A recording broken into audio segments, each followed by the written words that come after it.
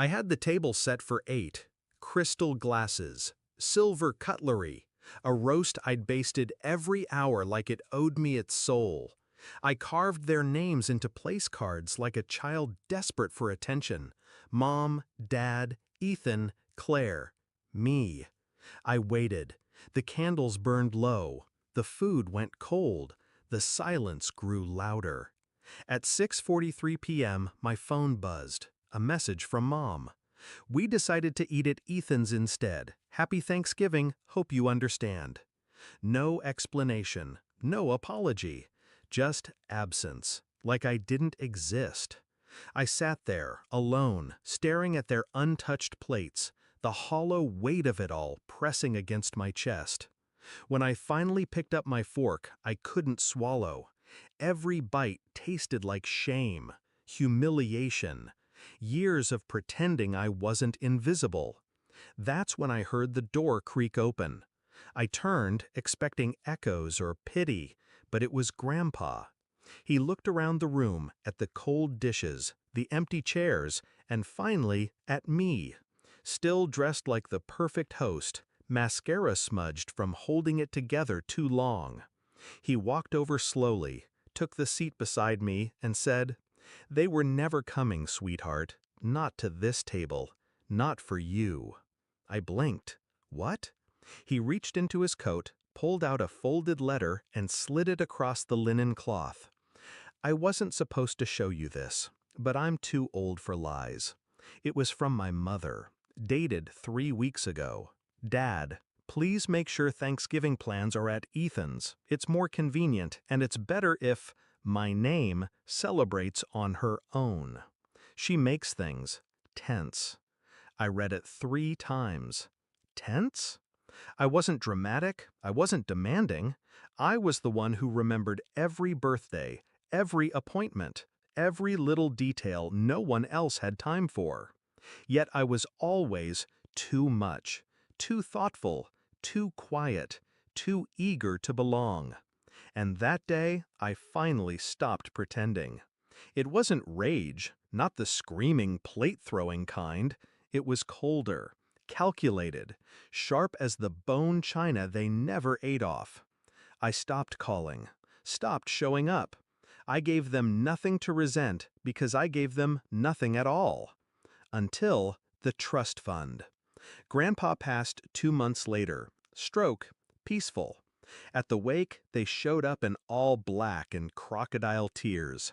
Mom was scanning the room for someone important to impress. Dad shook hands like it was a networking event. Ethan talked about how Grandpa taught him how to fish, which was funny because Grandpa hated water. They didn't ask how I was, didn't thank me for organizing the funeral.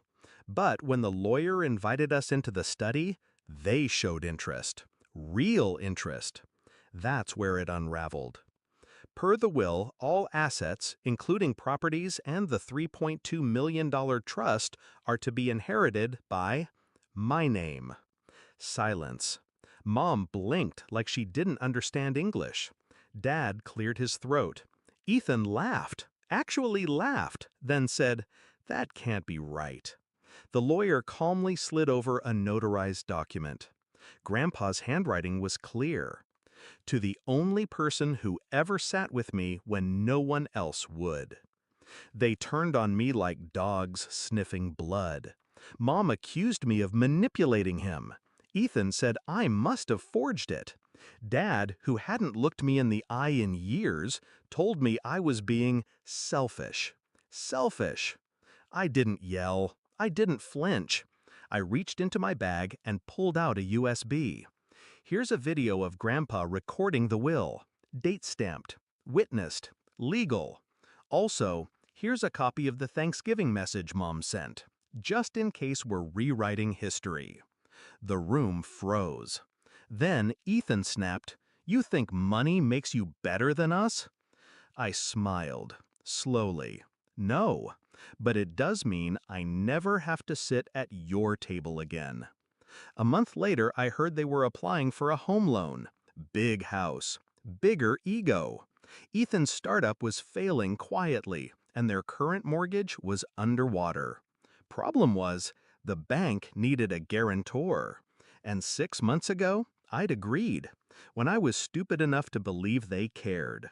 So I revoked it, quietly, legally, right after the funeral. Didn't say a word. Until the day Ethan called me frantic. The loan fell through. Did you back out? I took a breath. Stay away from me, I said, echoing my sister's old message back to him. Then I hung up. I'm writing this from the sunroom of Grandpa's house. My house now.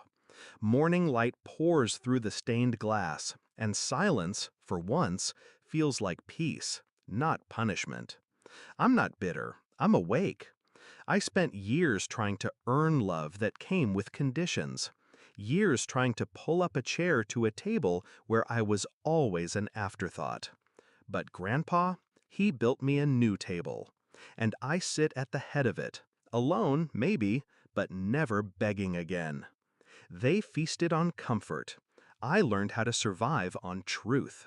And in the end, that's what they choked on. End.